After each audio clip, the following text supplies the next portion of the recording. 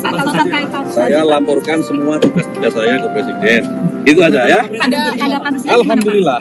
Bahkan tadi ada wartawan yang bertanya, Pak, terkait pansus haji gimana, Pak? Nggak dijawab apa-apa, cuman dijawab saya laporkan tugas-tugas saya sebagai Menteri Agama kepada Presiden. Ya entah kenapa Pak Yakut bungkam, saya nggak paham, cuman sekali lagi saya katakan, saya pesimis ini akan ditindaklanjuti lebih jauh lagi teman-teman. Semakin hari KPK semakin terpuruk dan tidak berdaya, termasuk tidak sanggup melepaskan diri dari kepentingan politik. Assalamualaikum warahmatullahi wabarakatuh. Kali ini saya akan mengupdate informasi mengenai dugaan korupsi kuota haji yang dilakukan oleh Kementerian Agama. Sebagai umat Islam, ini penting sekali untuk kita bahas karena ibadah haji itu merupakan ibadah yang sangat tinggi dalam agama Islam, diletakkan sebagai rukun Islam kelima. Jadi terkhusus dugaan korupsi kuota haji ini, wajar saja kita sebagai umat Islam sangat merespon keras hal ini. Sebenarnya banyak pembahasan korupsi-korupsi lainnya seperti korupsi tambang. Yang saat ini lagi viral itu ada ex-gubernur atau mantan gubernur Maluku Utara, ini yang ya usianya sudah sangat tua ya, tapi disebutkan ternyata masih kerap kali menjadi langganan PSK.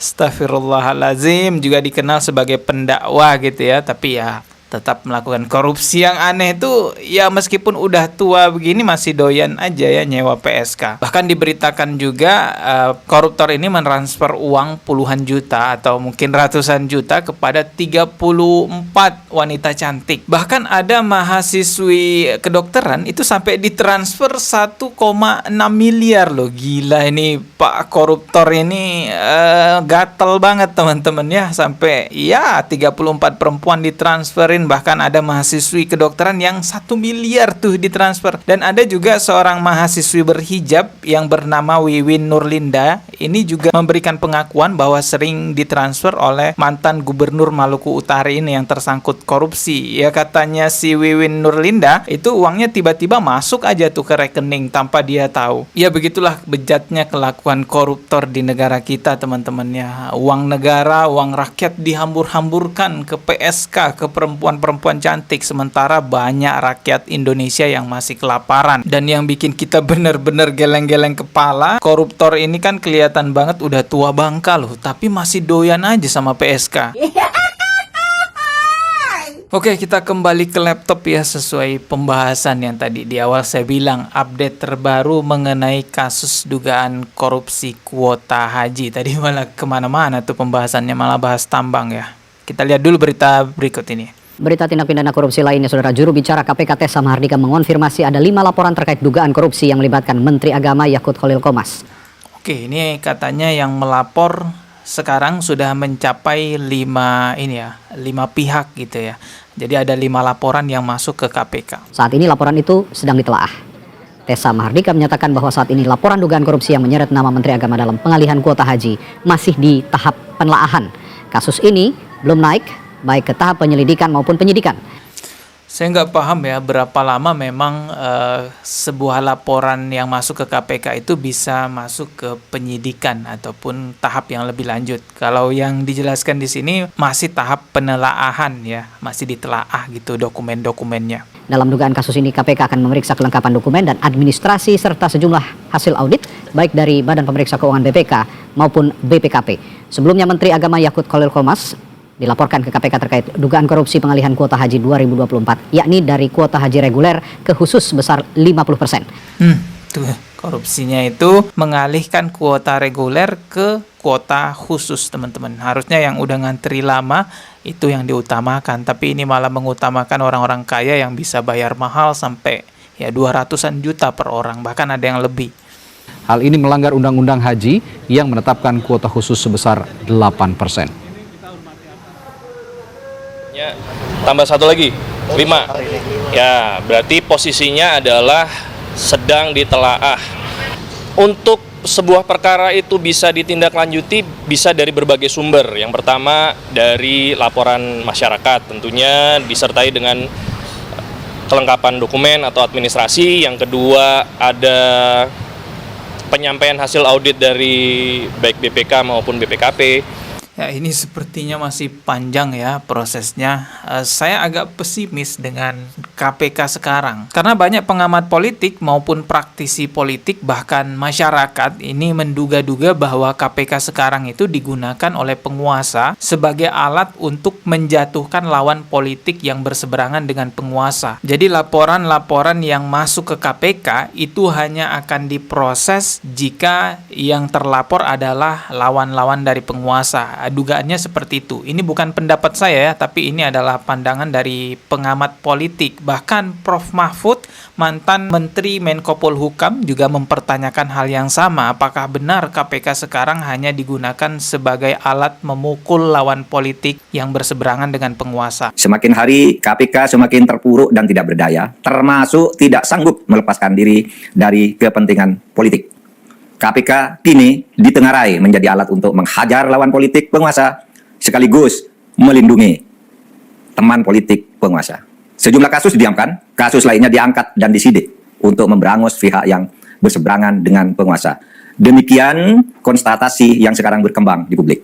Apa betul? Jika memang benar atau jika memang betul bahwa KPK sekarang hanya dijadikan alat untuk memukul lawan politik ataupun menyerang lawan politik penguasa, ya berarti kita tinggal lihat nih Pak Yakut sebagai Menteri Agama secara politik apakah dekat dengan pemerintah atau berseberangan dengan pemerintah. Ya kalau dekat dengan pemerintah ya mestinya aman-aman saja ya. Kalau misalnya dugaannya seperti yang kita lihat tadi, apa yang dikatakan Prof. Mahfud, yaitu apa benar KPK sekarang hanya digunakan sebagai alat untuk memukul ataupun menjatuhkan lawan politiknya. Beberapa hari yang lalu kita juga bisa melihat kabar dari berbagai macam media bahwa saat lagi panasnya pembentukan pansus haji, Menak Yakut ini dipanggil oleh Presiden ke Istana Negara. Dan setelah Pak Yakut keluar dari Istana Negara, Pak Yakut ini tidak memberikan keterangan yang banyak kepada media, hanya menyampaikan bahwa pertemuannya dengan Presiden itu hanya sebatas untuk melaporkan hasil kerjanya yang telah dilakukan. Melaporkan semua kerja di Kementerian Agama, itu kan banyak tugasnya. Haji juga Pak? Saya laporkan rutin, laporan rutin ke Presiden terkait dengan pelaksanaan tugas di Kementerian Agama. Semua. Terkait pansus haji Pak? Saya laporkan semua tugas-tugas saya di Kementerian Agama kepada Pak Presiden, itu aja. Kalau terkait pansus Saya laporkan semua tugas-tugas saya ke Presiden. Itu aja ya. ada pansus haji? Alhamdulillah. Banyak tadi pertanyaan media teman-teman ya, cuman dijawab dengan satu hal. Saya laporkan semua tugas-tugas saya sebagai Menteri Agama kepada Presiden. Bahkan tadi ada wartawan yang bertanya, Pak terkait pansus haji gimana Pak? Nggak dijawab apa-apa, cuman dijawab saya laporkan tugas-tugas saya sebagai Menteri Agama kepada Presiden. Ya entah kenapa Pak Yakut bungkam, saya nggak paham, cuman sekali lagi saya katakan saya pesimis ini akan ditindaklanjuti lebih jauh lagi teman-teman. Tapi bagaimanapun juga kita harus menghormati hukum ya, kita mengedepankan asas praduga tak bersalah. Artinya ya Pak Yakut ini bisa saja memang ditetapkan orang yang bersalah, bisa saja nanti ditetapkan sebagai orang yang tidak bersalah dengan berbagai macam alasan hukum. Semoga saja ya teman-teman, di negara kita masih ada yang namanya keadilan ditindak sesuai dengan hukum yang berlaku di negara kita. Tidak pandang bulu mau dekat presiden kah, mau jauh dari presiden, mau lawan politiknya presiden kah, atau siapa itu, mau anaknya jenderal, anaknya pejabat.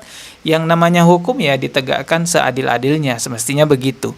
Tapi terlepas dari Pak Yakut nanti akan ditindak atau akan ditetapkan sebagai yang bersalah ataupun tidak, memang pelaksanaan haji yang 2024 ini, terkhusus ya 2024 ini, banyak sekali hal-hal yang membagongkan, banyak hal-hal yang blunder. Contohnya saja banyak jamaah haji yang kelaparan, nggak dapat makan, ada yang sampai 2 hari. Pemirsa, rakyat Indonesia hari ini sempat dikejutkan dengan adanya berita bahwa ribuan jemaah haji asal Indonesia terlantar dan kelaparan karena tidak ada pasokan makanan dan minuman.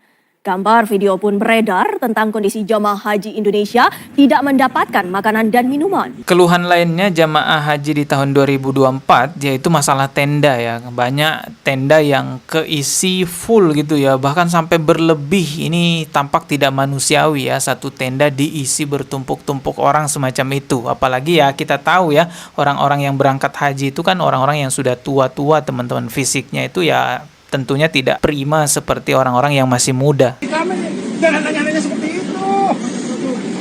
Anda itu ditugaskan untuk memfasilitasi kami. Selesaikan bantu kami. Kami ada kesulitan.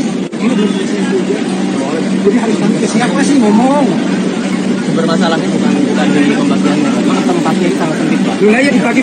Maktabnya juga berani. Kenapa dia berani di sini?